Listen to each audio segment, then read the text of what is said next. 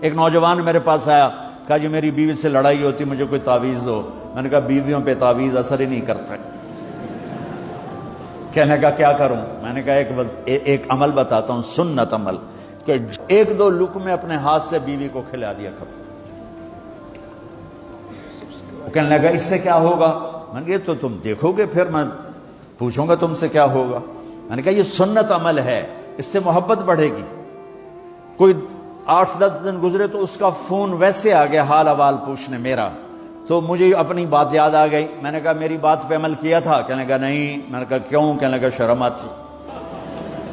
میں نے کہا لڑتے ہوئے شرم نہیں آتی؟ کبھی کوئی کمزور سے بھی لڑتا، عورت تو بیچاری کمزور ہے۔ چلو یہاں کی عورتیں طاقتور ہیں، سنا ہے کہ بڑی شیرنیاں ہیں اور ان کے خامد سارے بکری یہ شیر ہیں، الٹا ہی کام ہے یہاں، عورتیں شیر ہیں، خامد بکریاں ہیں۔ چلو بھائی تم مہربانی کر کے اپنے خامدوں کو عزت دو، اور ان سے کہتا اپنی بیویوں کو عزت دو، محبت سے رہو۔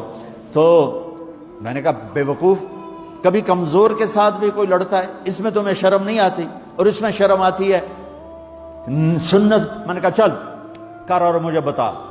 کوئی 2 گھنٹے بعد اس کا فون آیا، کہا مولانا دوپہر کا کھانا تھا، میں نے اپنی بیوی کے منہ میں لقمہ جو دیا نا تو اس کا منہ وہیں کھلا رہ گیا۔